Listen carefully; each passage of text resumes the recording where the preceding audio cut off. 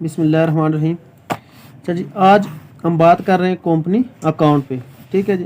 Company के finance के जो मेन दो ज़राए हैं और भी बेशुमार ज़राए होते हैं, ठीक है, लेकिन दो मेन ज़राए हैं जो कि हम पढ़ते हैं जिनसे रिलेटेड, वो है जी शेयर और डिबेंचर। शेयर बेसिकली कंपनी के हिस्से भी इनको कहते हैं और डिबेंचर को तमस्कात कहते हैं। अब शेयर के हवाले से जिन चीज़ों से रिलेटेड हमें न्यूमेरिकल प्रॉब्लम में जो टर्में हमें सीखनी है, सबसे पहले जी अथोराइज्ड कैपिटल। ठीक है, सरमाए की ज़्यादा से ज़्यादा हद जो कंपनी लोगों से इकट्ठा कर सकते हैं, यानी कि जो कंपनी लोगों से इकट्ठा कर सकती है मैक्सिमम सरमाया, उसको कहते हैं जी अथोराइज्ड कैपिटल। रजिस्टर्ड कैपिटल भी इसको कहते हैं, जिससे कंपनी रजिस्टर होती है। उसके बाद होता है इशूड कैपिटल।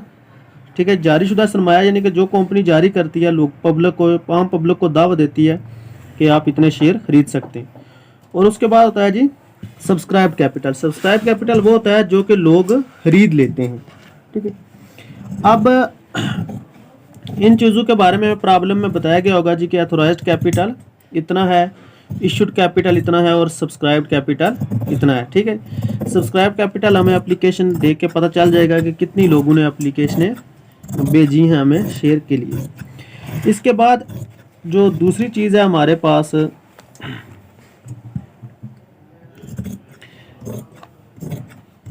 ये नज़र आ रहा है, अच्छा ठीक है जी, ये हमारे पास है कि शेयर जब हम इशू करते हैं तो इशू पॉइंट ऑफ व्यू से होता है हमारे पास जी के शेयर इशूड एट पार। जब हम शेयर को असल कीमत पर जारी करते हैं तो हम कहते हैं जी कि शेयर को हम पार वैल्यू पर इशू कर रहे हैं। ठीक है जी। उसके बाद होता है जी डिस्काउंट वैल्यू।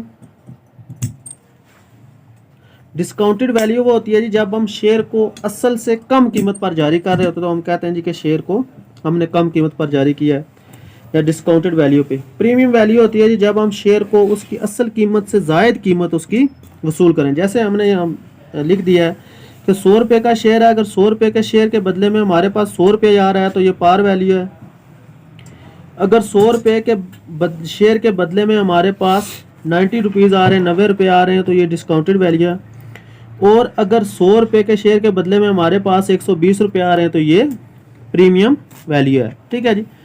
अब हम आते हैं जी कि जब हम इंट्रीज करते हैं तो इंट्रीज के हवाले से ये है जी कि जब हम इंट्री रिकॉर्ड कर रहे होते हैं, जब शेयर जारी होते हैं, यहाँ पर जो मेन चीज़ है, जब हम शेयर को जारी कर रहे होते हैं तो इंट्री हमारे पास एक ही होती है, bank account to share application account.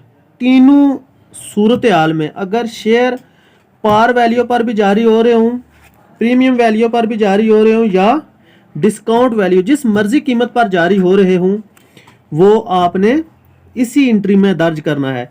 ये जो इसका मुख्तलिफ है, डिस्काउंट वैल्यू, पार वैल्यू और प्रीमियम वैल्यू। ठीक है जी।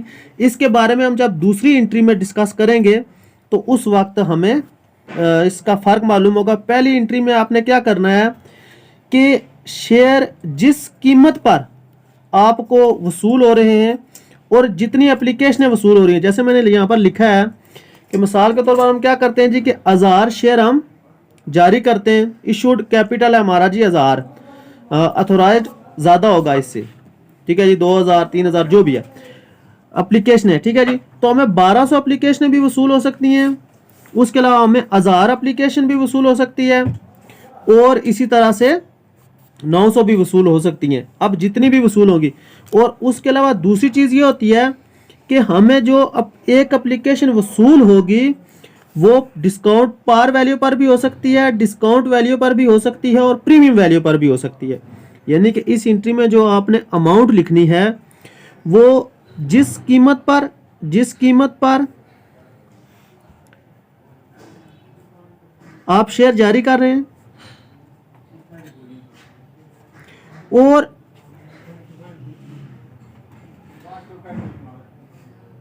और जितनी एप्लीकेशनें वसूल हो रही हैं, दोनों को आपस में ज़र्ब देकर आपने यहां पर अमाउंट लिख देनी है। अच्छा जी, हम ये एंट्री करेंगे share application account to bank account. अगर क्या होगा कि फर्ज करें हम 1000 शेयर हमने इशू किए और एप्लीकेशन हमें वसूल हो गई हैं जी 1200, तो अब ये एंट्री हम किसके लिए करेंगे? जो 200 एक्स्ट्रा एप्लीकेशन हमें वसूल हो गई हैं, इनको वापस करने के लिए हम पहली एंट्री को रिवर्स कर देंगे, यानी कि उल्ट कर देंगे, और अमाउंट भी वही लिखेंगे जिस अमाउंट पर हमें एप्लीकेशन वसूल हुई हैं। ठीक है जी।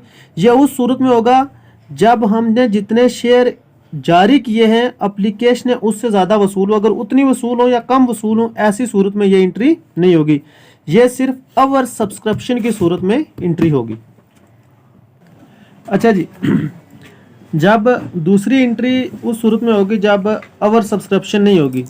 ठीक है जी। तो दूसरी एंट्री होती है share application account to share capital account, यानी कि अमाउंट हम कैपिटल में ट्रांसफ़र कर देते हैं। ये पार वैल्यू में ये एंट्री होगी।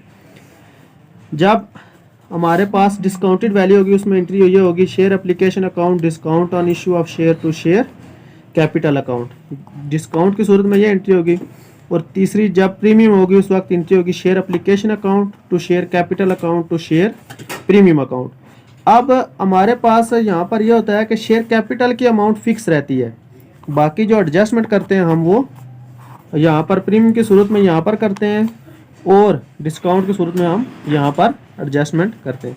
नेक्स्ट इससे रिलेटेड जो प्रॉब्लम है वो पहले से वीडियो चैनल पर मौजूद है। ये आज हमने बेसिक कंसेप्ट पढ़े।